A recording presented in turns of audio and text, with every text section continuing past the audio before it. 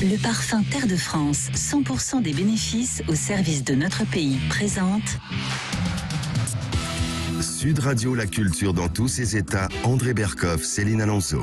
Nous chanterons le temps des cerises et guerre rossignol et merle moqueur seront tous en fête. Autre chanson culte de l'histoire de France, Jean-Baptiste Clément, Le temps des cerises, c'était temps de la commune de Paris, Yves Montand. La France aussi s'est faite sur les chansons, ne l'oublions pas. Et dans notre mémoire collective, l'histoire de France apparaît comme une suite d'événements dont la trame au fil des temps continue, dit Georges Duby, le grand académicien, le grand maître de l'histoire médiévale. On lui doit un magnifique Bouvines. Et c'est par cette citation que Jean-Pierre Jouyet, vous introduisez votre livre, Notre vieux royaume des Gaulois réfractaires aux Français révoltés, paru chez Albin Michel. Alors, Céline, ça commence vraiment fort. Et oui, et ce livre commence effectivement par cette citation, cette jolie citation que vous venez effectivement de faire, André Berkoff. C'est un livre dans lequel effectivement Jean-Pierre Jouyet met en lumière les constantes de notre histoire. Et nous avons le plaisir donc de le recevoir jusqu'à 14h sur Sud Radio. Bonjour à vous Jean-Pierre Jouyet. Bonjour. Alors notre vieux royaume, effectivement, on peut le dire, change peu. L'ADN de la France semble immuable malgré les changements de régime. C'est ce que l'on constate donc tout au long de la lecture de votre livre, Quête de l'homme providentiel, soif de grandeur et de souveraineté, fascination et détestation du pouvoir, fracture entre le peuple et les élites, révolte, scandale, laïcité, ambition universelle. La France s'est toujours voulue au centre du monde, Jean-Pierre Jouyet. Quelles sont les périodes de l'histoire qui illustrent ce rêve de grandeur ? Bien, je crois que la France et les Français aiment la grandeur. Et cela s'est vu, j'allais dire, depuis Clovis, puisque c'était la première fois qu'apparaissait vraiment roi et l'unité du siècle, royaume, au IVe siècle, effectivement. 487, et ensuite cela s'est vu bien évidemment avec Charlemagne, cela s'est vu également avec Louis XIV de manière très claire, Napoléon, et cela s'est vu sous la Ve République avec le général de Gaulle et une grande partie de ses successeurs. Oui. Et on peut parler aussi de Jules Ferry. Vous en parlez longuement dans votre livre. On peut dire que l'ardeur coloniale, effectivement, de Jules Ferry illustre effectivement notre ambition de puissance. Oui, il y a une volonté coloniale qui a été, il faut le souligner, une volonté de la Troisième République et qui a fait consensus jusqu'à l'après-guerre. Mais avec une volonté de puissance et d'être effectivement très présent dans les différentes parties du monde. Mais l'incarnation du rêve de grandeur, enfin, est-ce que ce n'est pas, je veux dire, est-ce que ça reste Napoléon ? L'incarnation de l'incarnation. Ça reste en partie Napoléon, de l'incarnation de l'incarnation. C'est vrai, c'est ce qui est dans le souvenir français le plus important. Mais c'est pour ça que j'ai cité, et que vous avez bien fait également de citer d'autres personnes et souverains qui ont toujours recherché cette grandeur. Il y en a qui ont échoué. François Ier, quand même, après Marignan, a recherché aussi à être, j'allais dire, un autre Charles Quint, c'est-à-dire à être aussi, lui, l'empereur d'Europe. Enfin, il a échoué. Donc, comme vous le savez, on préfère toujours dans nos mémoires regarder ceux qui ont gagné. Juste un mot, Jean-Pierre Jouyet, quand vous définiriez ce rêve de grandeur, si on avait à le définir, ce rêve de grandeur, effectivement, que dans votre livre raconté, qui est une espèce de constante, comme ça, invariante, comment on le définirait ?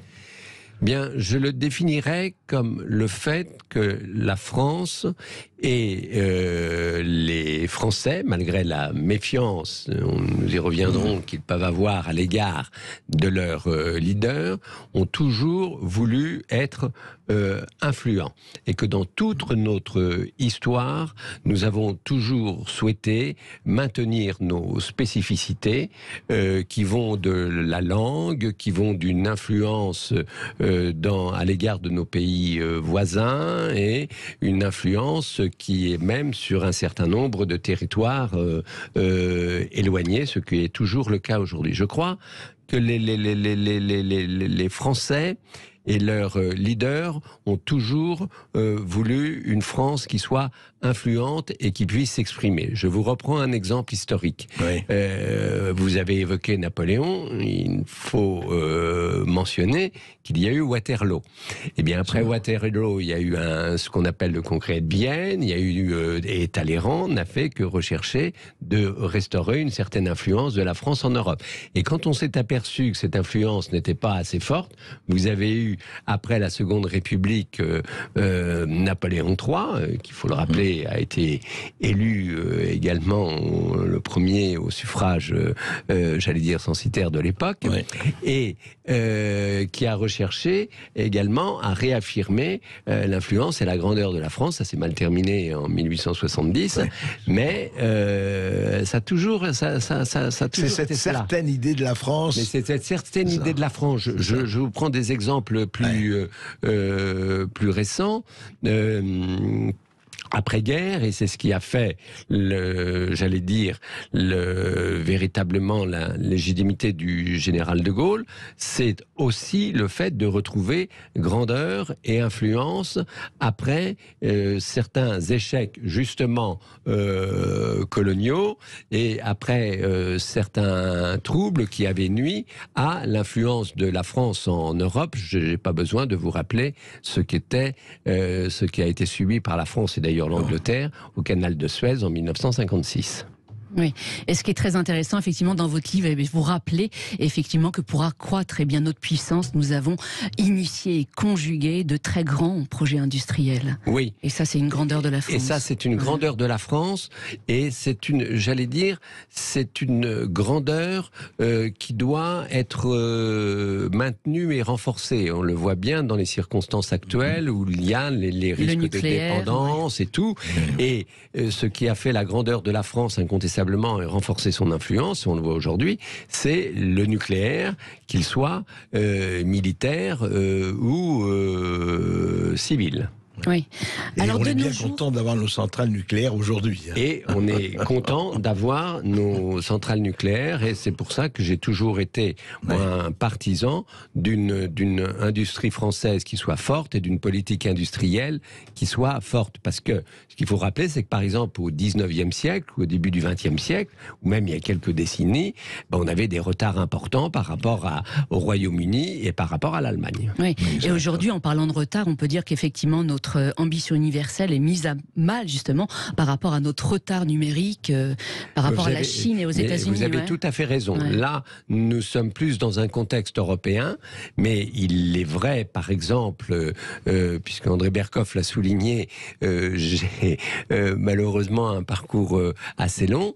À la fin du XXe siècle, on avait essayé, avec les télécommunications, avec le Minitel et tout ça, d'être les premiers en matière de justement, et on a perdu au début du 21e siècle, en 2000 et tout ça, je m'en souviens bien, les prérogatives qu'on en avait à l'égard des États-Unis d'abord et puis de la Chine. Oui, est-ce que le Minitel arrivait avant Internet? Mais bien sûr, bien sûr. Non, on était quand même à un certain moment, nous étions les précurseurs avec nos amis d'Europe scandinave, mais nous avons perdu. Et oui, et vous dites justement qu'il serait temps de créer une sorte d'Airbus numérique. Oui, c'est ça. C'est vrai, et il faut le faire au niveau européen, parce que là aussi, c'est ce que j'ai remarqué, nous avons toujours recherché à avoir une influence en Europe, et nous devons faire en sorte que l'Europe retrouve elle-même plus de souveraineté en ce domaine. Ça ne doit pas être qu'un marché. Alors Jean-Pierre Jouyet, autre constante de l'histoire, l'homme providentiel. Depuis plus de 1000 ans, notre système politique repose en fait sur le principe de se choisir donc un sauveur. La révolution n'a rien changé à cela, écrivez-vous. Pourquoi cet état d'esprit a perduré selon vous? Sommes-nous toujours en monarchie? En fait, on recherche le corps du roi ou les corps du roi.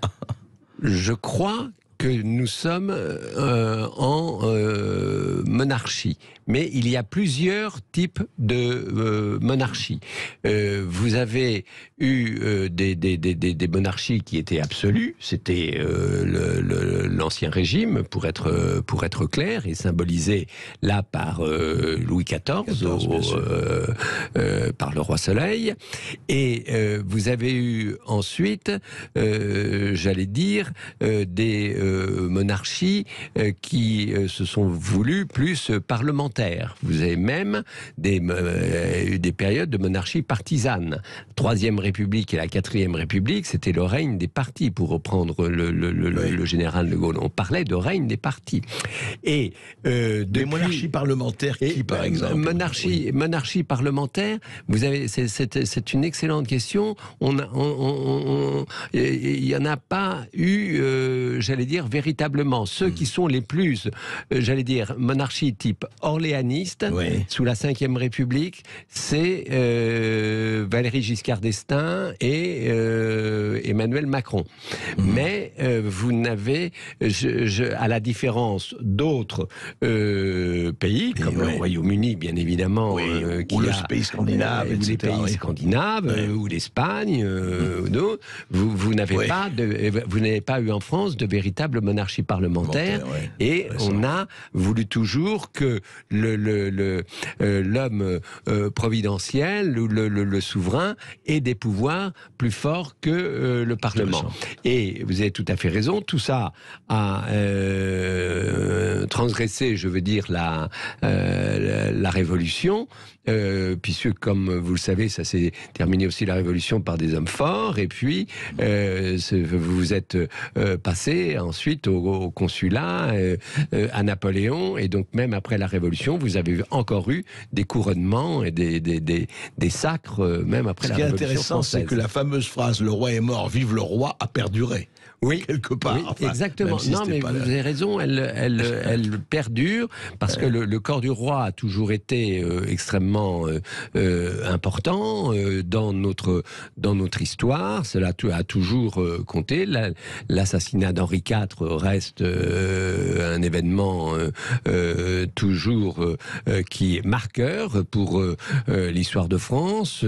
Ceux qui se sont retrouvés, qui ont décédé dans leurs fonctions, je veux dire, comme Georges Pompidou en 1974, on voit bien que ça crée toujours des mouvements politiques forts. Et ensuite, ça c'est pour ce qui est le corps physique, mais vous avez le corps politique et intellectuel, c'est-à-dire que lorsque vous, sous la monarchie républicaine, sous la monarchie de la Ve République, une monarchie présidentielle, là, vous avez également, à travers les différentes élections, on recherche ou on voit quel peut être le successeur du souverain. Du monarque. Eh oui.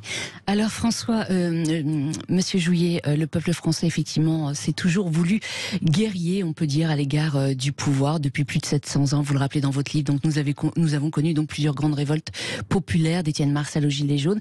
Les Français restent-ils vraiment des Gaulois réfractaires ? Les Français restent, j'allais dire, réfractaires ou contestataires sur ce qui concerne les mesures et les dispositions qui sont prises par le souverain ou par ses représentants sur le terrain et par l'administration. Ils considèrent toujours qu'il y a une administration, une représentation du souverain qui est trop éloignés de leurs intérêts. Donc vous avez eu cela, comme vous l'avez dit, du Moyen-Âge, vous l'avez eu à la fois dans les villes avec Étienne Marcel, vous l'avez eu dans les campagnes avec les jacqueries, que ce soit dans l'ouest de la France ou dans d'autres régions. Et en revanche, lorsque ils n'ont jamais eu, à la différence d'autres pays, ils n'ont jamais aimé la réforme pour la réforme, et la réforme lente. C'est-à-dire que la réforme vient toujours en France à la suite quand même de certains mouvements de contestation. Eh oui. Alors justement, parlons à présent des relations entre le pouvoir et l'argent. Elles ont toujours été très ambiguës. C'est un chapitre de votre livre, un chapitre entier donc à ce sujet. Vous le consacrez. Aucune période de l'histoire n'a été exempte d'accusations sulfureuses envers les puissants, pas même la Révolution française. Quel premier scandale politico-financier a secoué notre vieux royaume ? Le premier scandale politico-financier qui est secoué notre royaume, c'est, j'allais dire, sous Louis XIV et tout ce qui s'est fait sur la fronde et les dépenses qui étaient considérées par trop élevées. Et celui qui l'a, j'allais dire, incarné, c'est Fouquet. Le fameux surintendant. Voilà, le fameux surintendant. Qui s'est très enrichi. Qui s'est très enrichi, mais c'est là où vous voyez, là, il y a eu scandale à propos de Fouquet. Mazarin s'était autant enrichi, voire beaucoup plus que Fouquet, et Colbert, qui est considéré comme un grand financier, et qui a, comme vous le savez, son buste et rue partout, et c'est aussi, lui, beaucoup enrichi. Et puis après, vous avez eu un certain nombre de scandales, notamment, qui ont émaillé la Troisième République, et qui ont sans doute fait évoluer le pays à la veille de la Seconde Guerre mondiale, dans le sens qu'il ne fallait pas, mais à cause des scandales qui étaient intervenus dans les années 30. Par exemple Stavisky est un scandale. Vous avez eu aussi la banquière Marcano et des collusions donc entre les pouvoirs et l'argent. Est-ce que justement, c'est une constante. Est-ce que c'est pas quelque chose, évidemment, pouvoir. Est-ce que c'est pas quelque chose qui existe dans tous les pays, qui existe encore aujourd'hui? Alors, on va pas comparer effectivement les cabinets conseils à Madame Martano, mais est-ce qu'il n'y a pas la tentation de tous les pouvoirs, qu'ils soient de droite, de gauche et de partout, pas eux-mêmes, pas peut-être les princes eux-mêmes, d'être entourés de gens qui, la nature ayant horreur du vide et puis du vide des poches, voilà, les intérêts jouent. Est-ce que c'est pas la nature humaine, hélas? Non, ça joue effectivement sur sur les pouvoirs. Et vous avez raison, ça ne joue pas qu'en France de ce point de vue-là, mais ça joue également aussi aux États-Unis à l'égard de certains chefs d'État, mais élus aussi au suffrage universel. Ça joue dans d'autres pays. Au Royaume-Uni, il y a eu, vous vous souvenez, il y a quelques décennies, le train de vie de la cour et tout avait été mis en cause, dénoncé, et tout. Et il se trouve que les pouvoirs, c'est pour ça que c'est pas uniquement la nature humaine, cherchent quand même à avoir toujours autour d'eux, et c'était le cas des rois aussi, un certain nombre de financiers, de personnalités qui avaient des richesses, parce que vous avez un phénomène, et surtout en France, où le fait que vous pouvez avoir de grands dirigeants d'entreprises qui se retrouvent aussi parmi les courtisans, et ça arrange à la fois les grands dirigeants d'entreprise et les princes. Et ça arrange le prince. Jean-Pierre Jouyet, on va se retrouver dans un instant sur Sud Radio avec André Berkoff, et on va parler donc des points importants de friction qui ont commencé dans notre histoire et qui demeurent encore aujourd'hui très intenses, à savoir laïcité, immigration, fracture entre le peuple et les élites. On se retrouve dans un instant sur Sud Radio. Sud Radio, Berkoff dans tous. Sud Radio, la culture dans tous ses états. André Berkoff, Céline Alonso.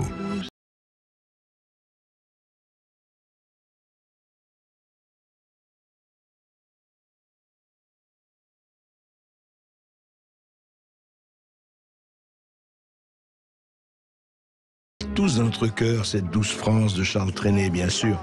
Mais alors, bercer de tendre insouciance aujourd'hui, évidemment, je ne sais pas si on pourrait dire ça. On aimerait qu'on soit dans le pays le plus apaisé du monde, mais on voit que il y a eu de sacrées tensions, il y a encore de sacrées tensions, mais ces tensions, Céline, elles ne datent pas d'hier et Jean-Pierre Jouet le montre dans son livre. Et oui, dans son livre Notre vieux royaume, paru chez Albin Michel. Alors dans votre livre, Jean-Pierre Jouyet, vous replacez la politique française dans une perspective historique. Alors dans la France d'aujourd'hui, effectivement, certains points importants de friction commencé dans celle d'hier et demeurent très intenses. On va en parler sur Sud Radio tout de suite. Donc on va parler donc d'immigration, de fracture entre le peuple et les élites, de laïcité, de l'Europe aussi. Tous ces sujets divisent les Français depuis toujours. Alors Jean-Pierre Jouyet, à quand remontent les relations tumultueuses entre pouvoir politique et institutions religieuses ?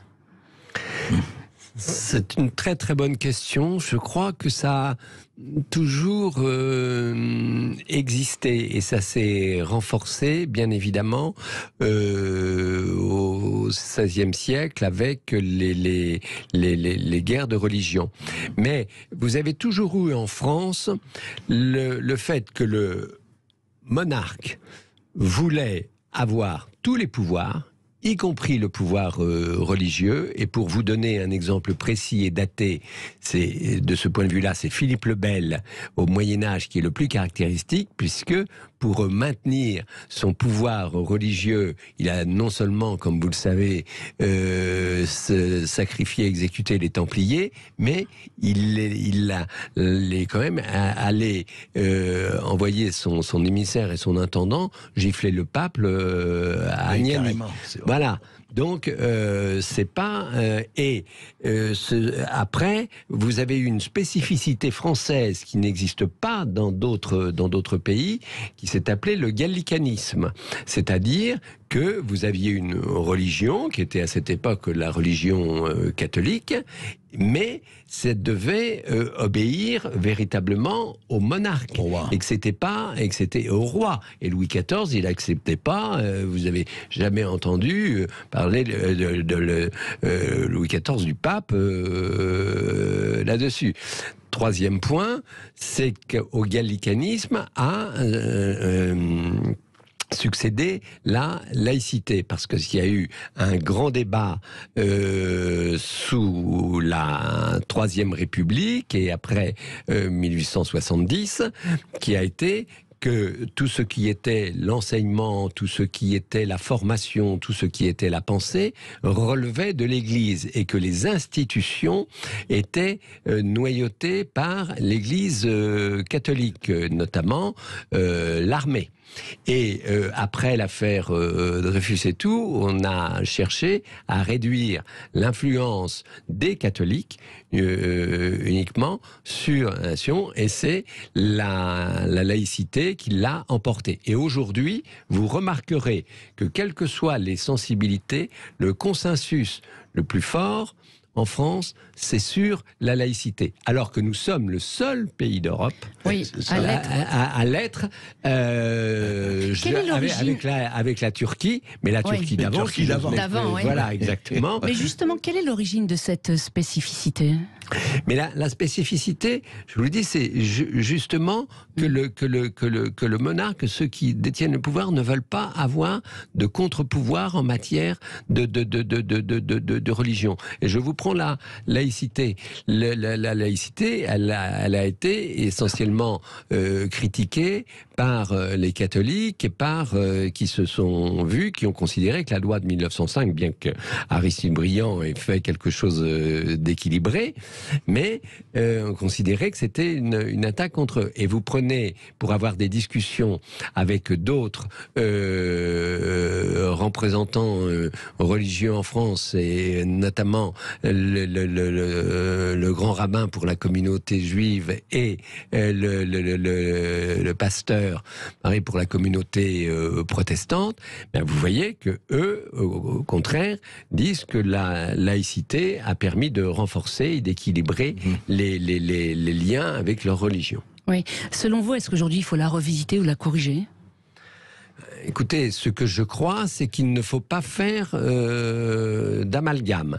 Si vous avez, dans certains cas, vous considérez qu'il y a des comportements religieux qui peuvent porter atteinte à l'État, là, il faut le dire et le dire clairement. Mais il ne faut pas mettre le réduire davantage quand même ce qui est la sphère d'intervention religieuse, parce qu'on est quand même dans un 21e siècle où les rapports entre les sociétés et les religions sont extrêmement complexes, et il ne faut pas renvoyer uniquement les religions pour être pratiquées seules à la maison, quoi. Oui. Non, c'est très très compliqué, ça, effectivement, c'est très difficile, et on voit très bien, enfin, les problèmes qui se posent. Et justement, alors, parlons aussi d'un autre sujet qui fâche, l'immigration. L'immigration, alors on dit, oui, la France a toujours été une terre de migration, ce qui n'est pas tout à fait vrai. Enfin, ce n'est pas la même immigration qu'on a eue. Deuxièmement, il y a l'immigration européenne. Aujourd'hui, il y a l'immigration Afrique subsaharienne. On sait les problèmes, on va pas tout traiter. Mais ce que je voudrais savoir, c'est que, est-ce qu'il y a eu toujours, je veux dire, une espèce de climat au départ, de refus ou de rejet des populations ou pas ? Oui, je crois quand même qu'en France, nous avons toujours connu ce type de problématique. Je ne reviens pas, là aussi, c'est un symbole de notre histoire, sur la bataille de Poitiers et sur Charles Martel. Là aussi, bon, il y avait l'invasion arabe et des Sarrasins, et il fallait y mettre fin. Bien sûr. On a trouvé, alors comme vous le savez, on se battait avec les grands féodaux, et les maires du palais se battaient avec les grands féodaux, il fallait de trouver un accord. Ensuite, vous avez eu aussi, toujours au Moyen-Âge et autres, vous avez eu toujours problème avec les pays de la Méditerranée et avec la communauté juive. Ça a commencé aussi, il y a eu des problèmes d'inquisition dès le Moyen-Âge. Vous avez eu, je reprends maintenant le début du XXe siècle, vous avez cité les migrations européennes, mais début du XXe siècle, à la fin du XIXe, même dans les catégories les plus populaires et parmi les syndicats qui venaient d'être créés, d'avoir des concurrents pour le travail qui étaient polonais, qui étaient italiens, qui étaient espagnols ou qui venaient d'Europe centrale et tout ça, ça n'a pas été non plus très bien vu. Puis après, vous avez eu effectivement, essentiellement après-guerre, et au lendemain de la décolonisation, tout ce qui s'est fait de migration, soit en provenance du Maghreb, soit en provenance de pays du Moyen-Orient, et enfin, bien sûr, d'Afrique et d'Afrique subsaharienne. Donc, et là, ça a joué, ça continue d'ailleurs. Rappelons quand le droit du sol a été institué en France.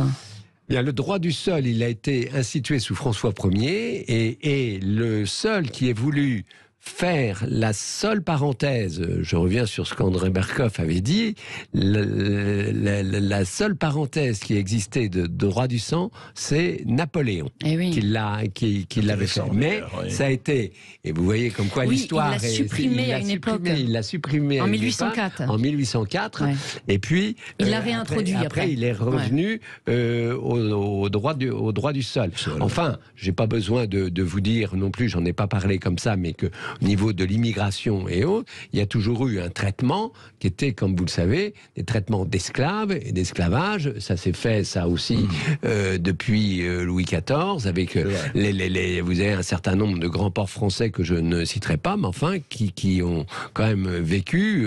Mais nous avons été les premiers à abolir l'esclavage. Mais on a été les premiers à abolir l'esclavage, vous avez raison, et de ce point de vue-là, c'était Schœlcher, et un des points d'accord qu'on ne mentionne que très rarement entre Louis XVI et la Révolution, c'est que c'était à la fin du règne de Louis XVI et sous la Révolution que de ce point de vue-là, les progrès les plus importants se sont accomplis. Vous le rappelez, c'est important de le rappeler, parce oui. qu'on l'oublie ça. Et dans votre livre, vous évoquez que les prémices de la théorie du grand remplacement étaient déjà présents à la fin du 19e. Oui, parce que c'est ce que je vous disais, dans certaines régions, vous prenez tout ce qui était le bassin minier et tout, il y avait le sentiment que l'ensemble des, pas l'ensemble, mais enfin qu'une partie importante des emplois, des attributions et tout ça était pris par d'autres populations, notamment venues d'Europe centrale. Oui, vous avez évoqué qu'à cette époque, il y avait déjà 1 million d'étrangers en France. Mais oui. Ouais, Oui. Incroyable. Et juste un mot, enfin c'est quand même intéressant, on le rappelle qu'il y a 40 ans, en 80, la personne qui avait dit il faut arrêter l'immigration officielle et l'immigration clandestine était M. Georges Marchais, secrétaire du Parti communiste français. Et pour le rappeler aussi, les mesures les plus dures à l'époque avaient été prises par des mairies communistes, notamment à Ivry. Oui, exact. Eh oui. Alors, autre sujet de clivage entre la France d'hier et d'aujourd'hui, Jean-Pierre Jouyet, c'est la fracture entre les élites et le peuple. Aujourd'hui, on peut dire que la France vit avec une administration d'ancien régime. Et vous expliquez dans votre livre que déjà sous Louis XIV, eh bien, cette administration était déjà donc pléthorique. Oui, parce que il fallait les souverains, d'une part, souhaitaient être représentés véritablement par des intendants dans les différentes provinces et qui avaient tous les pouvoirs. Et puis, deuxièmement, l'administration a longtemps été jusqu'à jusqu'à la fin peut-être pas de la Seconde Guerre mondiale, mais enfin une grande partie de notre histoire, c'était des charges qui étaient transmises. Et vous aviez héréditaire. Sous l'Ancien Régime, c'était des charges héréditaires et tout. Et après, ça l'est redevenu sous la Restauration et autres. Et donc, après, vous aviez des grandes lignées dans les administrations qui étaient des lignées également familiales. Et tout ça permettait aussi aux souverains d'avoir des recettes. Et parce que ces charges étaient vendues, vous deviez pour les transmettre à vos enfants et tout, il fallait quand même payer des droits aux souverains. Et ensuite, c'est resté toujours une administration forte parce que la Révolution avait elle besoin j'ai pas besoin de citer les départements qui étaient les plus réfractaires, mais enfin avait aussi besoin d'avoir des représentants sur place. Et à la suite de la Révolution, c'est Napoléon qui encore après le directoire et consulat qui met en place le système de préfet avec Fouché. Et c'est un système qui dure encore aujourd'hui, qui perdure. On va en parler. Oui. Alors effectivement, donc les grands corps de l'État ont toujours été accusés donc de privilèges et tout. Vous qui êtes énarque, Jean-Pierre Jouyet, vous faites, je le rappelle, partie de cette fameuse promotion Voltaire. Est-ce que vous comprenez ces critiques et estimez-vous donc que l'élite a rempli son rôle ou pas? Dites-moi. Là, je vais être franc avec vous, quitte à ne pas être toujours suivi. Je considère et je l'ai laissé entendre qu'il y a eu une démocratisation de l'élite administrative française au lendemain de la Seconde Guerre mondiale. Et qu'il faut prolonger cette démocratisation et cette diversification qui n'a pas été suffisante. Et c'est pour ça que ça reste dans des milieux trop fermés parfois, et ça doit être effectivement davantage ouvert. Mais d'un autre côté, il faut voir que les responsables administratifs aussi ont toujours fait preuve, quelles qu'aient été les couleurs des pouvoirs, et là aussi c'est une tradition par rapport à l'Ancien Régime, toujours été loyaux et ont toujours cherché à servir l'intérêt véritablement du pays. Et collectif. Ça, c'est ce que j'ai vu tout au long de ma carrière et des 40 ans où j'ai servi l'État. Alors un mot sur l'ENA qui a été supprimé en 2021, vous étiez pour ?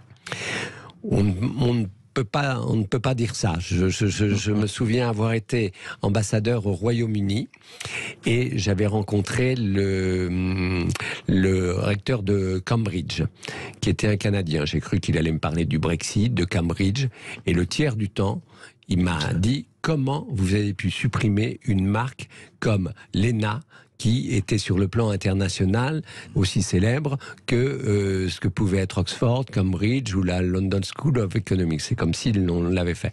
Après, je veux dire que ce qu'il fallait faire et ce qu'il faut faire, c'est, comme je dis, renforcer démocratie, diversification, et puis éviter qu'il y ait, mais ça c'est pas lié à l'ENA, mais éviter qu'il y ait trop de centralité et qu'il y ait de grandes féodalités administratives. Mais ça c'est pas lié à la formation des fonctionnaires, c'est la décentralisation. C'est la décentralisation et le fait qu'on doit avoir une administration plus transversale. On ne doit pas avoir les féodalités sont connues. Hein. Je viens des finances, le Quai d'Orsay en est une autre, l'intérieur en est une autre, la défense, voilà. Et on a bien vu lors de la crise du Covid qu'il fallait quand même rassembler les administrations et non pas vivre avec ces féodalités, ce qui nous rapproche aussi de l'Ancien Régime, puisque, comme vous le savez, c'était un long combat entre les féodaux et le souverain. Jean-Pierre Jouyet, on va se retrouver dans un instant sur Sud Radio. Jacques Chirac, Nicolas Sarkozy, François Hollande et Emmanuel Macron, les 4 présidents que vous avez servis, sortent-ils du même moule ou sont-ils très différents? Comment peut-on faire évoluer notre vieux royaume, la France? Réponse dans un instant sur Sud Radio. Sud Radio. Sud Radio. Sud Radio, la culture dans tous ses états. André Berkoff, Céline Alonso. Ma France à moi, elle est joyeuse. Elle dit bonjour et comment allez-vous? Mais elle sait dire non, elle est frondeuse. On ne la fera jamais mettre à genoux. Et voilà, elle sait dire non, elle est frondeuse, c'est Pierre Perret, bien sûr. Pierre Perret, ma France, à moi. Et on se rappelle ce quatrain célèbre pour ceux qui ont étudié l'histoire, même au lycée. Un vent de fronde s'est levé ce matin. Je crois qu'il gronde contre le Mazarin. Vous voyez, c'est pas... Voilà. On l'a évoqué, ça, c'est pas nouveau. Et alors, Céline, effectivement, on peut se demander si tout ça perdure et surtout interroger Jean-Pierre Jouyet sur les 4 monarques qu'il a connus quand même. Et oui, ces 4 monarques que vous avez connus, Jean-Pierre Jouyet, eh bien c'est Jacques Chirac, Nicolas Sarkozy, François Hollande et Emmanuel Macron. Alors selon vous, est-ce qu'ils ont été bâtis dans le même moule ou sont-ils vraiment très différents? Du point de vue de la formation, bien sûr, ils sont très différents. Dans le même moule, pour 3 sur 4, oui. Lesquels? Quand même, Jacques Chirac, François Hollande et Emmanuel Macron sont bâtis sur le même moule de formation, que ce soit Cour des comptes ou l'Inspection des finances, et déjà avec Valéry Giscard d'Estaing. En revanche, Nicolas Sarkozy, lui, était plus profession libérale et avocat, et n'avait pas, je veux dire, le même type de formation. Sur le tempérament, je dois dire que Jacques Chirac et François Hollande avaient un tempérament qui était à peu près similaire, c'est-à-dire proche, comprenant bien les gens, aimant bien la proximité. Nicolas Sarkozy était sans doute plus individuel, mais avait quand même un dynamisme extrêmement fort et une vision, une volonté très forte. Et Emmanuel Macron, lui, est arrivé, j'allais dire, très jeune et a appris, je veux dire, à exercer ses responsabilités durant toutes les années qui viennent de se passer. Mais par rapport aux 3 autres, il devrait également admettre que pour bien gouverner, ce qui était le cas de Chirac, mais aussi de Sarkozy et de Hollande, il faut aussi avoir des personnalités fortes qui composent vos équipes. Alors dans votre livre, vous consacrez un chapitre à l'amateurisme français, une pathologie très française qui n'a pas épargné effectivement nos monarques républicains. Selon vous, qui en a été victime ? L'amateurisme est lié, si vous voulez, parfois à l'âge du monarque. Là, je ne fais pas de référence à l'actualité. Mais quand vous prenez la jeunesse de Louis XIV, il est clair que la fronde, pour reprendre ce qu'a dit André Berkoff, n'aurait pas eu cette étendue si on avait eu un monarque qui détenait les pouvoirs et qui régnait effectivement. Et la jeunesse d'Emmanuel Macron, alors?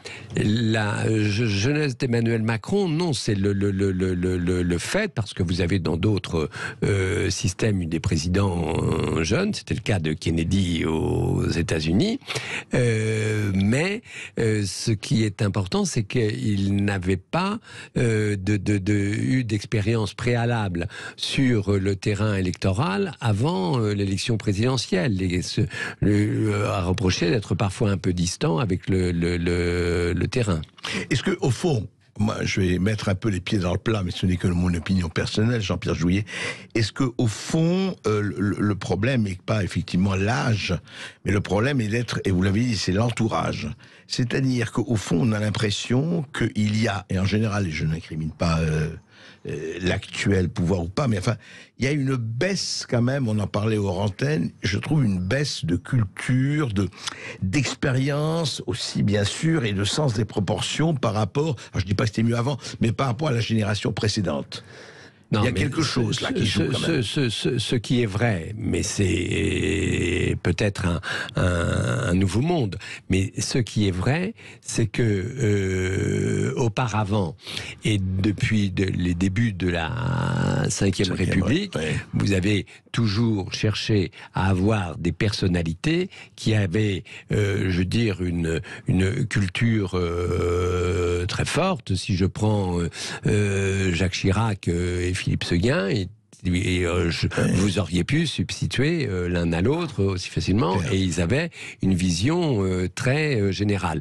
Aujourd'hui, c'est des visions qui sont davantage sectorielles et qui n'ont pas je veux dire, toute la surface que pouvaient avoir de grands politiques auparavant. C'est tout ça pour dire que je reviens sur les élites. Il est quand même pas mauvais non plus d'avoir des élites politique forte.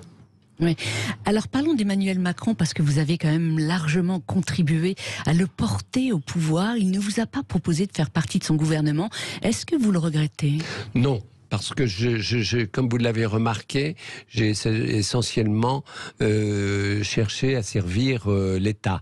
Ce que j'avais dit, c'était ce que je souhaitais, parce que moi, je l'ai connu en 2005, et c'est quelqu'un qui était, je veux dire, qui avait de l'empathie, qui était extrêmement brillant, qui a extrêmement vif et très également séduisant. Donc, il m'a tapé dans l'œil, j'allais dire. Vous n'êtes pas le seul. Vous n'êtes pas le seul à qui il a tapé dans l'œil. Non, voilà. et donc, tout de suite, et ce qui me paraît important, et c'est de maintenir des relations personnelles avec les personnes que l'on connaît, parce que je suis comme ça et c'est ma nature. Et vous avez maintenu des relations avec tout le monde, enfin pratiquement. Oui. Bon, écoutez, c'est très bien. En tout cas, c'est un livre à lire. Oui, effectivement. Dernière question rapide, parce qu'il nous reste peu de temps avant la fin de cette émission. Comment peut-on aujourd'hui réussir à faire évoluer notre vieux royaume ? Eh bien, je crois qu'il faut à la fois tenir compte de l'histoire, mais également faire en sorte de faire que les réformes soient bien comprises et mieux comprises. Premier point. Deuxième point, il faut simplifier tout ce qui est la stratification administrative et avoir plus de lisibilité dans la répartition des compétences. Enfin, troisième point, on n'a pas parlé de l'Europe, mais il est évident, surtout dans le contexte international actuel de la guerre, d'avoir une Europe qui soit fort souveraine et que la France y ait parfaitement sa place. Oui. Espérons que vous soyez entendu, Jean-Pierre Jouyet. En tout cas, merci d'être venu sur Sud Radio. Et c'est vrai que notre vieux royaume, eh bien, on n'a pas fini de il n'a pas fini de faire parler de lui, ça c'est Il serait temps. Voilà, merci à vous. Je rappelle que votre livre, donc Notre Vieux Royaume, est paru chez Albin Michel. Tout de suite, donc sur Sud Radio, vous retrouvez Brigitte Lahaie. Pourquoi les hommes prennent-ils donc moins soin de leur santé? Comment les aider à le faire? Quelles sont les maladies plutôt féminines et plutôt masculines? Et bien, réponse dans un instant sur Sud Radio avec Michel Odoul. Sud Radio Bercoff dans tous ses états, midi 14h. André Bercoff. Avec le parfum Terre de France, 100% des bénéfices au service de notre pays. Sud Radio. Sud Radio. Parlons vrai.